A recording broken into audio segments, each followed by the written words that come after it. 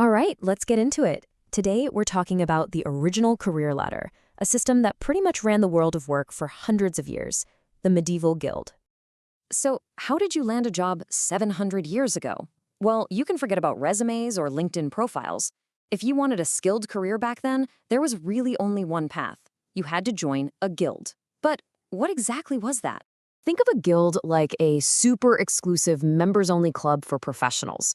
Whether you were a baker, a blacksmith, or a weaver, your guild made all the rules. It was their job to protect their members and, really importantly, to make sure that anything sold in their town was high quality. They controlled everything. Now, guilds weren't all the same. You basically had two main types.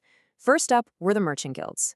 These guys were all about trade and sales, and they were so powerful, they pretty much controlled the town's entire economy. Then you had the craft guilds. These were the people who actually made things. The bakers, the weavers, you name it.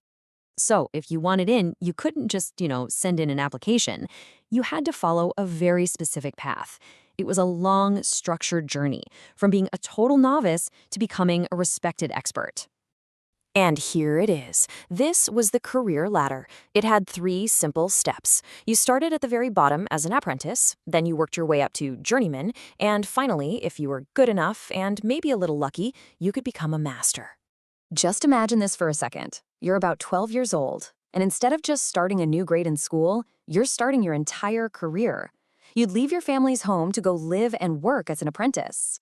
And this was a serious commitment. I mean, you literally moved in with the master craftsman. You didn't earn any wages. Instead, you got food, a place to sleep, and training. And that training could last anywhere from 5 to 9 years. Plus, there were super strict rules, like you weren't even allowed to get married. So, if you managed to stick it out for all those years, you finally graduated. You weren't a trainee anymore. You had real skills. You were ready for the next level, becoming a journeyman. And the name itself tells you what the biggest change was. Journeyman comes from the French word journée, which means day, because now, as a journeyman, you finally got paid for your work, a daily wage. You were officially a pro.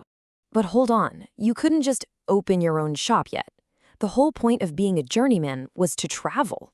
You'd work for different masters in different towns, learning new techniques and gaining tons of experience. The goal was to become a well-rounded expert and, hopefully, save up some money for that final step. And that final step was basically the biggest test of your life. To prove you were ready to become a master, you had to create one thing, your masterpiece. This is actually where we get our modern word, masterpiece. It wasn't just some great painting. It was your final exam. It had to be an object of the absolute highest quality, something you'd present to the guild leaders to prove without a doubt that you had totally mastered your craft. No pressure, right? But even if your masterpiece was flawless, you still weren't done. First, it had to pass inspection. Then, you had to pay a huge fee to the guild. And to top it all off, you had to throw a giant party for all the existing masters. It took more than skill. It took cash and connections to make it to the top. So you're finally in the club.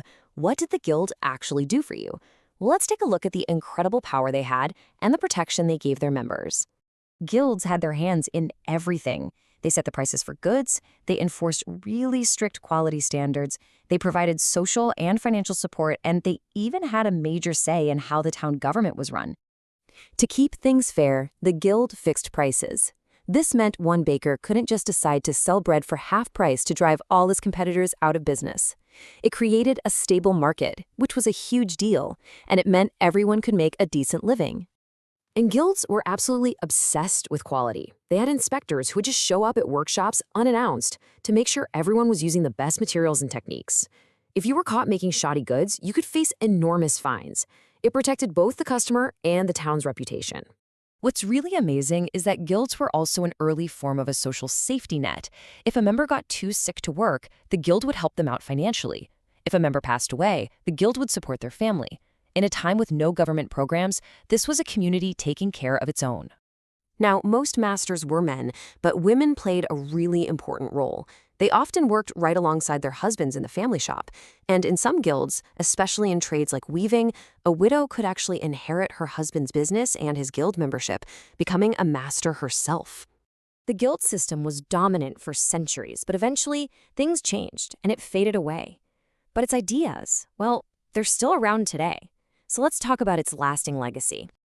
So why did they disappear? Well, simply put, the world changed. New technology came along that made the old guild methods seem inefficient. Then came the rise of capitalism and ideas about free trade, which went against the guild's strict rules. By the 1700s, for the most part, their time was up. But here's the thing. Even though the guilds themselves are gone, the core ideas that made them work for so long are definitely not. You can see echoes of guilds all over the place. Labor unions that fight for workers' rights? That's a guild idea. Professional associations for doctors or lawyers that set standards and codes of conduct? That's straight out of the guild playbook. Modern apprenticeships for electricians and plumbers use the same exact model. Even the university system, with its student-to-professor structure, has roots in this. And of course, every time we use the word masterpiece, we're borrowing from the guilds. So the next time you hear about a professional certification or see a tradesperson training an apprentice, you'll know you're seeing the ghost of a system from 700 years ago. It kind of makes you wonder, doesn't it? What parts of your own life are being shaped by ideas that started way back in the Middle Ages?